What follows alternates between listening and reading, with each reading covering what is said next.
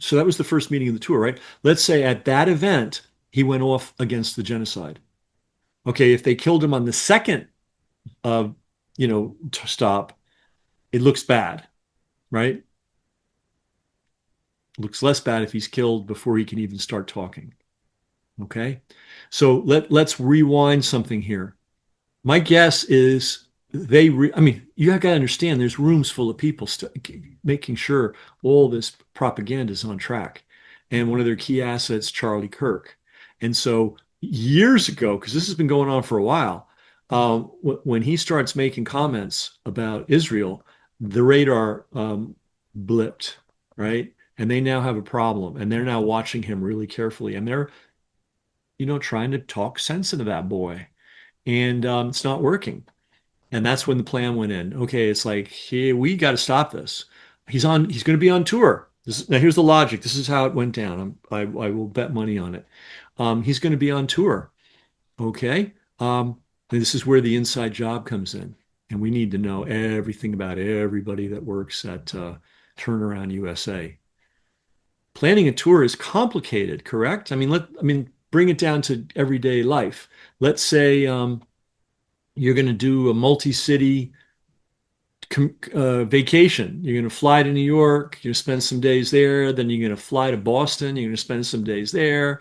Then you're going to fly to Toronto and you're going to spend some days there. I mean, this is complicated, right? Well, these tours are 1,000 times more complicated, right? Because you're going to have audiences everywhere. So here's the key. Somebody had to plan the tour, right? And when you plan a tour, what do? First stop, second stop, third stop, fourth stop, fifth stop. This was a guy that had, like the claim was, 3,500 chapters of live human beings on campuses, high school and college all over the United States. When he goes out to speak, thousands of people show up. Okay, this is a big deal. This man is not allowed to have an opinion of any kind other than the uber alles opinion. So once it was clear that he was going to be a problem, they put in a plan to kill him. They allegedly put in a plan, and you'll see the logistics because everything's logistics. You can't fly to the moon, with a paper airplane, And I used to tell people before they did the insane thing of trying to invade Afghanistan, is you can't invade Afghanistan in a pickup truck. So there's going to be a tour. And somebody's going to plan that tour, right? First town, second town, third town, fourth town. Somebody decided that the first place for him to start was Orem, Utah. Okay. Now, just by coincidence, that Orem, Utah site, perfect place. In fact, I'm sure they looked at all the different places that Charlie could go to, right? They were sitting around a table and they're looking at, oh, let's see, here's this place, here's, this town, that town, here's Orem. Ooh, that looks interesting. Depressed area, buildings everywhere, tight courtyard, massive panic when the shot goes off. I like that. Let's go with that. Okay, Jack or Jill or whoever was planning the tour, make that the first stop on the tour. The timeline is absolutely absurd, okay? The absolute absurdity of Turning Point, as we learned, having received a request from Charlie, from UVU, for Charlie to speak on their campus in mid-July, okay? Just a few weeks before he dies. In mid-July, they get a request. Can Charlie speak on campus? And then they immediately approve that request and they schedule it as his first stop some 6 weeks later. That has never happened in the history of my having done campus tours, okay? This was a tour stop. And you literally get these requests months before you start sorting through them. I mean, I'm going to show you the real proof so that you can grasp how atypical the setup is, okay? Charlie and I went on tour in April of 2024 together. We actually also split doing certain locations because they want to do as many locations all over the United States as possible. And April of 2024 is when our campus events began. I'm now going to show you an email of when we started planning that, okay? So keep in mind, the back of your mind, this request for UVU came in July and they approved it for September. For my April 2024 event, Here is when we started planning. Here's an email. Okay. You will note that this email came in October of 2023. They told me, here are these events. As briefly mentioned, we're in the beginning stages of planning and requesting rooms for schools for next semester.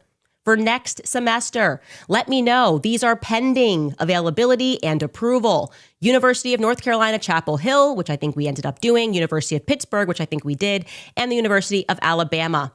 We are talking about end of March and early April events, okay, in October of 2023. I am telling you guys, when we go back and we look at the calendar and we see that that request went out in mid-July, it drives me insane. It just screams at me that this was an inside job. Turning Point USA. Turning Point USA. We need to know the history of this thing. And I'm really surprised. I'm watching the news. Maybe I missed it. I haven't heard anybody talk about this organization. It was founded when? 2012. Who founded it? Well, Charlie Kirk founded it, but there was another founder named Bill Montgomery. Okay. How old was Charlie Kirk when this got started? He was 18. Yeah. When did he start it? The day after he graduated from high school. All right, everybody sit back, think a little bit. Is it plausible that Charlie Kirk,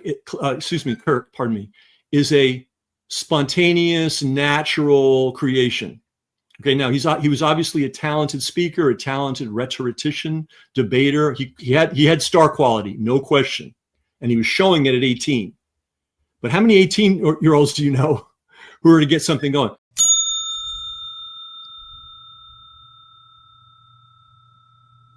How many people know the annual budget of Turning Point USA? Because he's just the tip. He was just the tip of a very large iceberg. How about $80 million a year? How many employees do they have? 5, 10, 20? How about over 600? This was a big, big, big enterprise.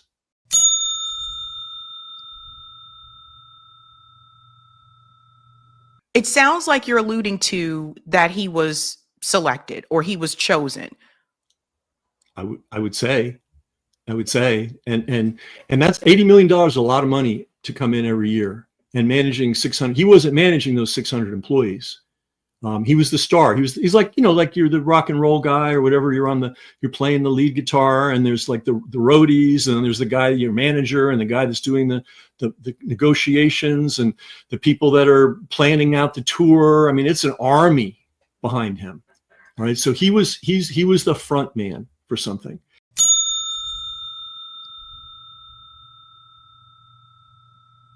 All the revenue, donations.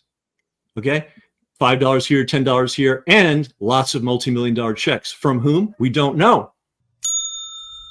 TPUSA was founded by Charlie Kirk in concert with a guy named Bill Montgomery. Most of you don't know Bill Montgomery.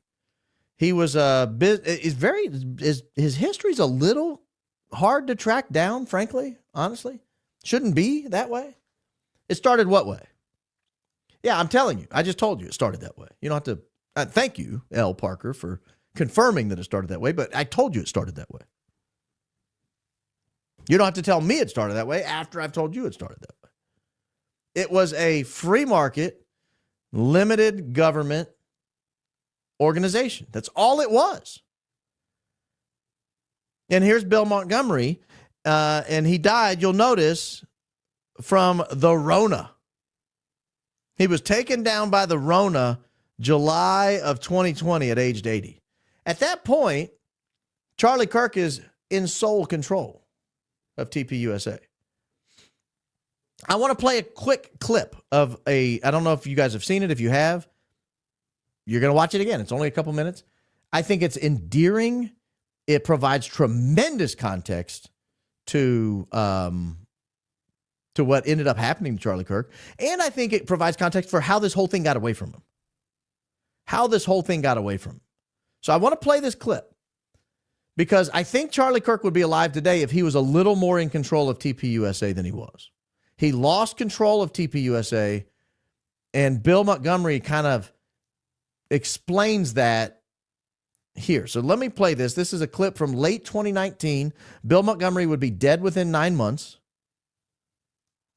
But let's play the clip here, and you guys can judge for yourself. This is Bill Montgomery. You guys know Turning Point? I know you guys know Turning Point. They're doing remarkable work out there on the campuses. This guy is the co-founder. Co-founder, right? Co-founder. Wow. So I met him when he was 18 years old. Who, Charlie? Charlie. Yeah. He was speaking at Benedictine University, and there was a demonstration put on by the former Attorney General of Illinois to demonstrate to 400 high school students the difference between Tea Party people and Occupy Wall Street people. And what was interesting, they put on mock demonstrations, had 3 speakers from each group speak, and really interesting, the kids were bored silly. So, as the 7th speaker was walking up to the podium, I looked at the clock and I said, I hope it isn't going to be a long speech. I turned around and I watched 400 kids going from falling to sleep to wide awake. And so afterwards, I looked at the clock, not afterwards, but I looked at the clock and it was only about 20 seconds it took for him to make these kids wide awake. I was so impressed with his message and the way he did it that I went down to him afterwards and I said, Charlie Kirk, you don't know me, but you can't go to college. He was 18 years old. He was going to go to Baylor. I said, you've got to start an organization to reach out to young people in this country. Yeah.